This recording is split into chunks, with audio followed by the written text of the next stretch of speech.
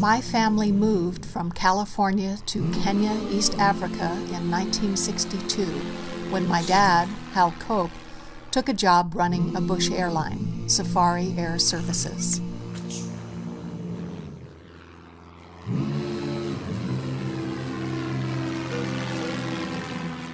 My mom, Francie Cope, became a proper English memsahib, or madam of the household. Nairobi, Kenya was a great place to grow up.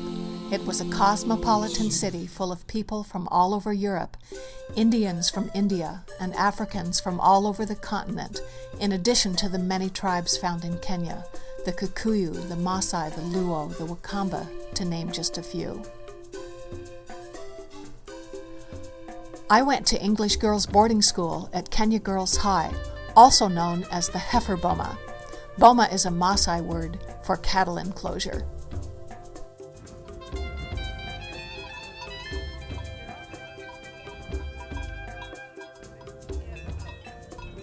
My younger brother Eric went to Prince of Wales, also known as POW. Our little sister Kimberly was a day student at Westlands Primary School. The best thing about growing up in Kenya was going on safari during the school halls or holidays. We would head off into the bush to camp with friends and relatives.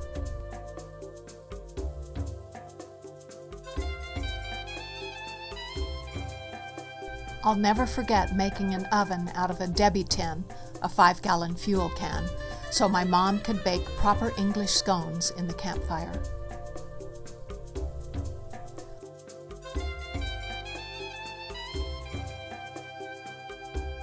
One time I was attacked by safari ants in the middle of the night in my tent. I was afraid to yell for help because my mom had a big shotgun under her cot. I quietly picked ants off myself all night. I was very happy when dawn arrived and I could run out of my tent. Here's wireless communication, 1960s style, using a Land Rover battery for power. The best part of being on safari, besides being out of school, was seeing the animals in the bush.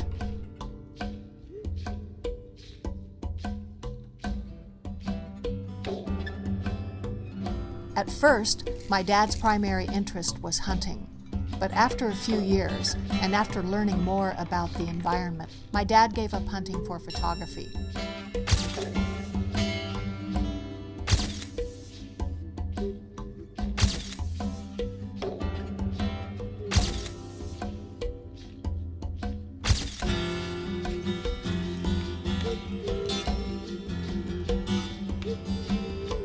The Maasai people we met in the bush were wonderful as well.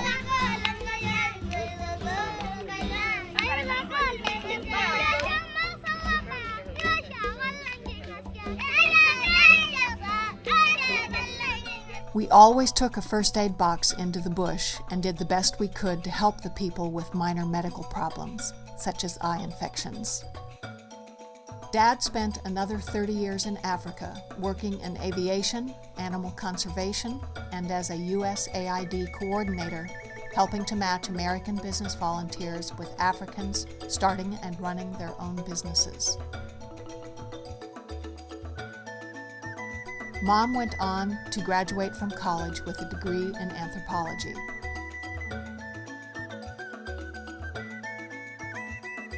Her hobby today is knitting English teapot cozies and enjoying teas from around the world. I became a writer and photographer. Today I roam the bush of California photographing birds.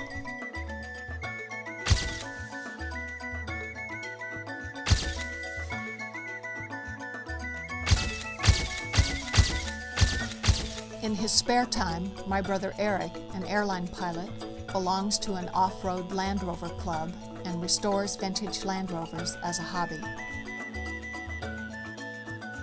My sister Kim, who became a nurse practitioner, has a lifelong love of all animals, especially horses, dogs, and cats. But what of Kenya today and in the future? It is still a land of immeasurable beauty and romance. Unimaginable wealth is to be found in its people, land, natural resources, and wildlife.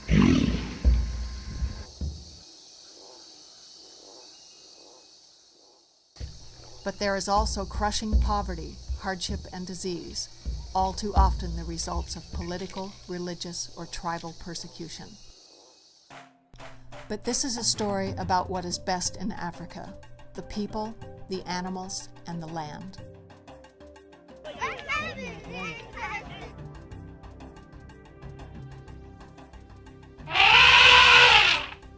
Dad has always had a special fondness for elephants. As you know, elephants have been my passion as far as conservation is concerned.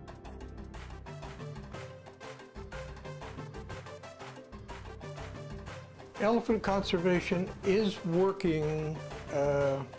It will never work to the ultimate because with the expansion of the population in Africa, most African countries, there is a need for human expansion into elephants' areas, and they're gradually losing their territory. One possible solution is the pathways between the national parks, which opens up a lot more territory for the wildlife to go back and forth. That has had limited success. There's been a hesitancy on the part of countries to cooperate on creating these pathways across territorial borders. This is a fly whisk that Jomo Kenyatta, the president of Kenya, gave me. He'd say, "Let's build a nation, Harambee." And I'd say, Harambee. The whole world must push to save our wildlife. It's diminishing every day in every species.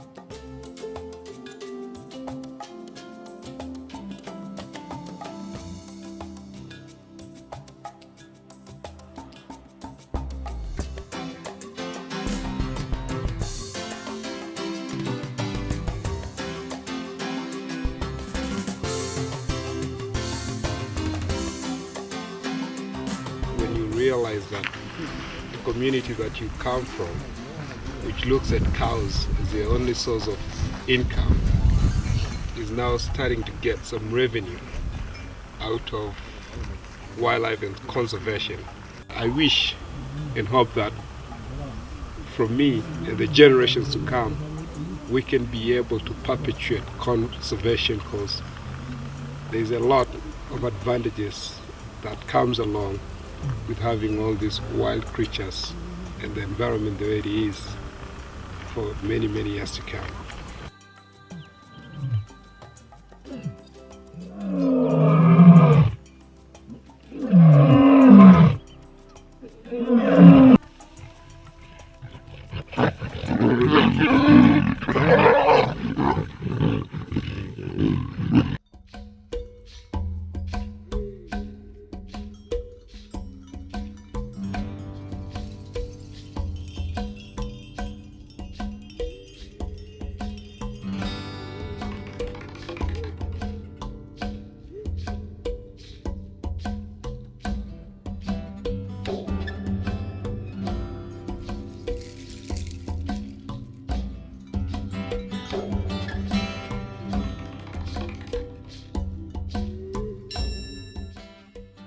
Kenya is not